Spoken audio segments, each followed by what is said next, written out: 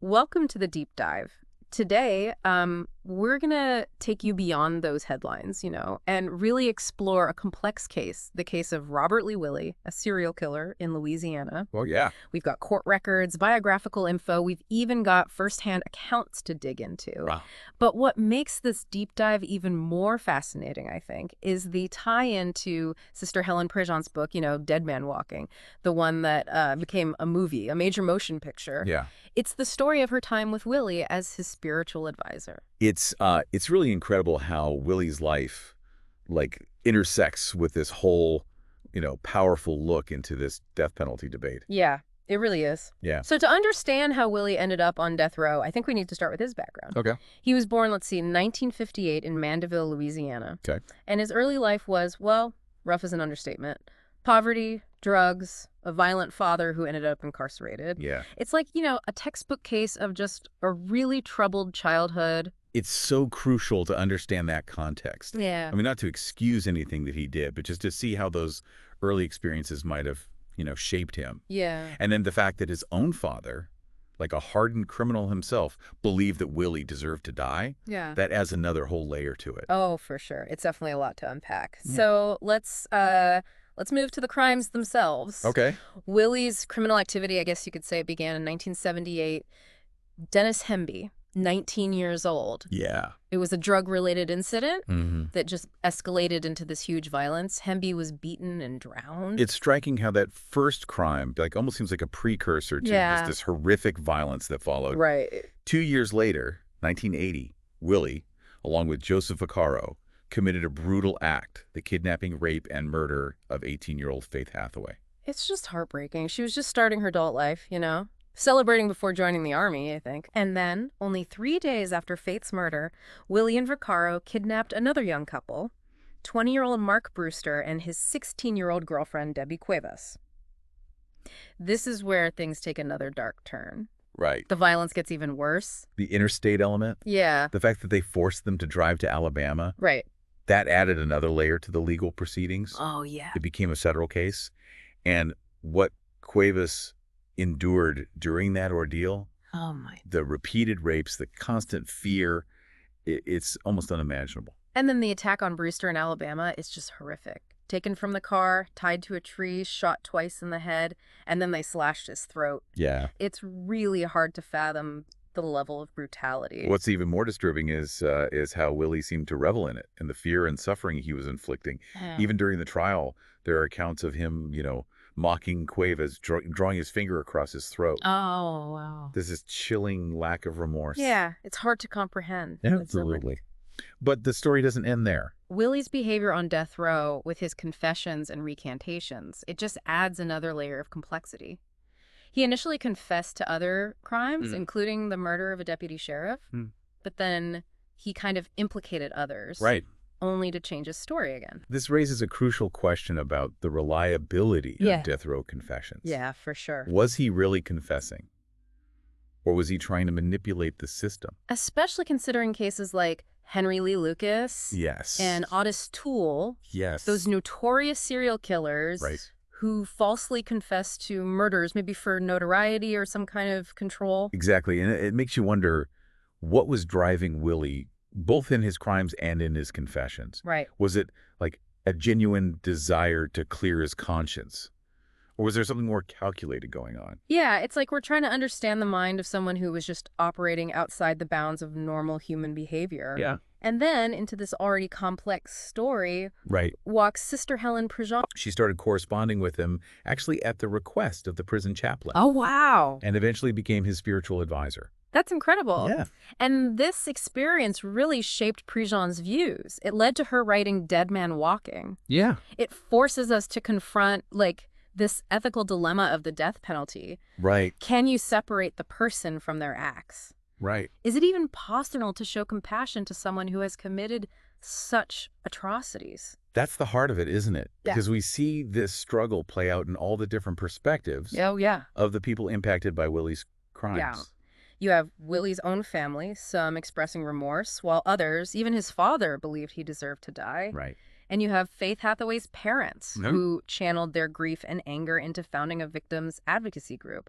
And then there's Debbie Cuevas. Mm.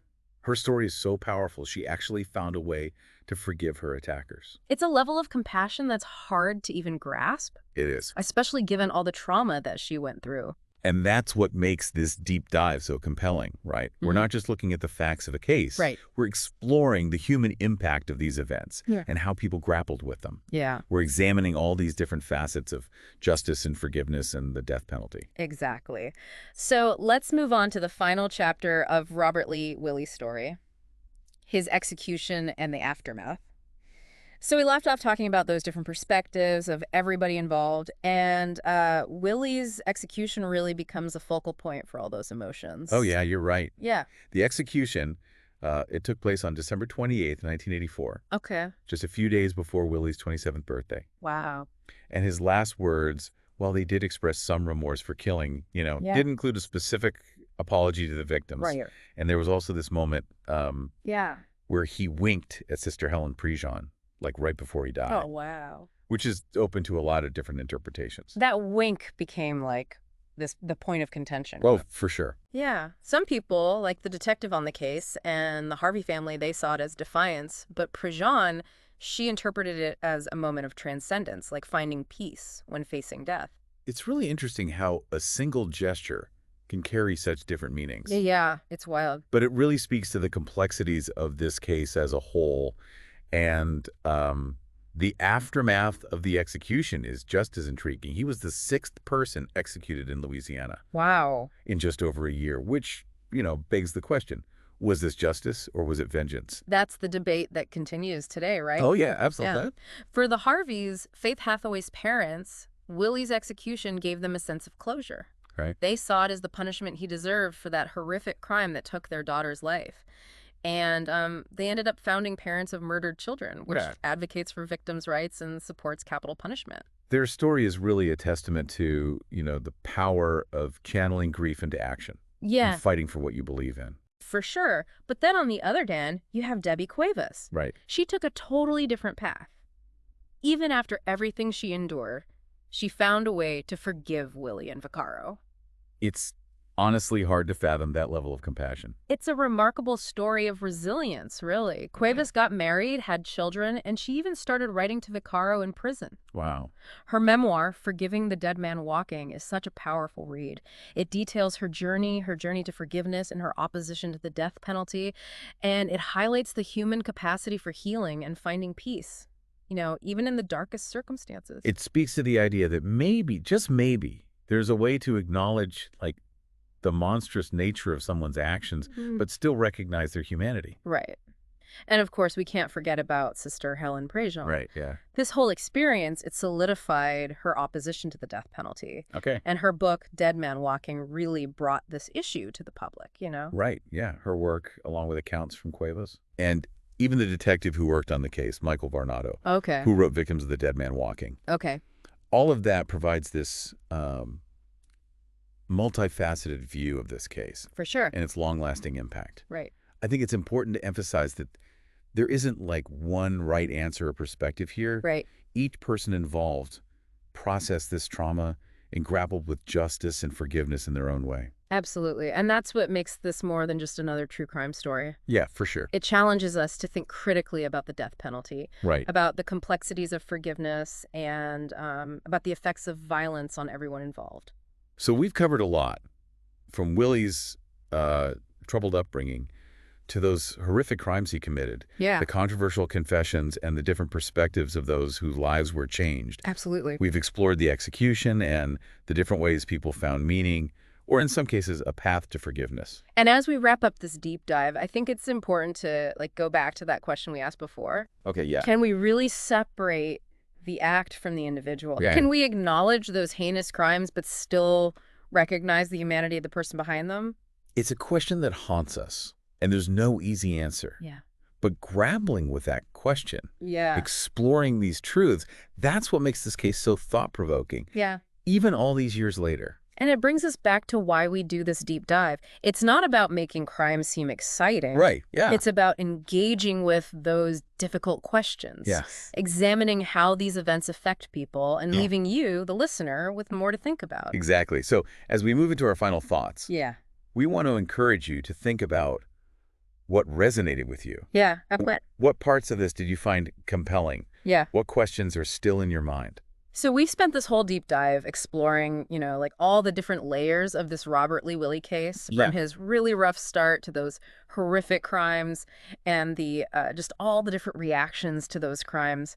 And as we kind of like wrap up this exploration, Yeah. I think we should turn our attention to you, the listener, Yeah. because this isn't just some closed case file, right? Yeah. It's a story that really forces us to confront some big questions, about justice and mercy. Yeah, absolutely.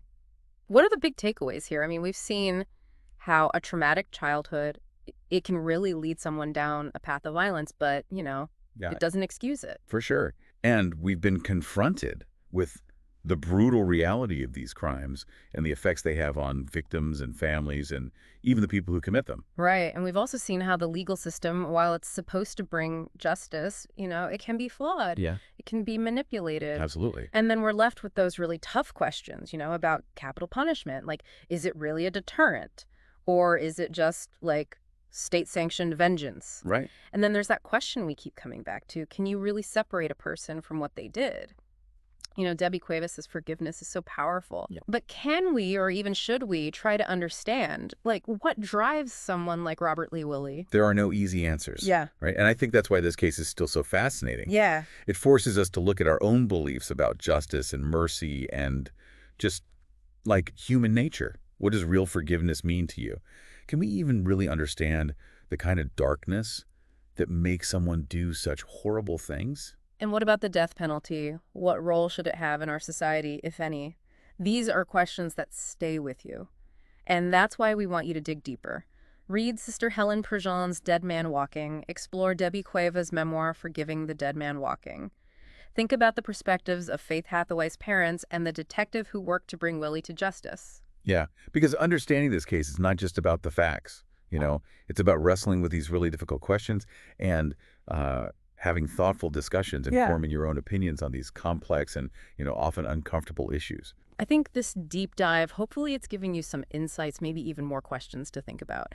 We believe that exploring these tough stories, even the ones that make us uncomfortable, it's really important. It's how we learn and grow. Yeah, it helps us engage in conversations that matter, about the world around us. Absolutely. So until next time, keep exploring, keep asking those questions, and keep diving deep. Yeah, see you next time.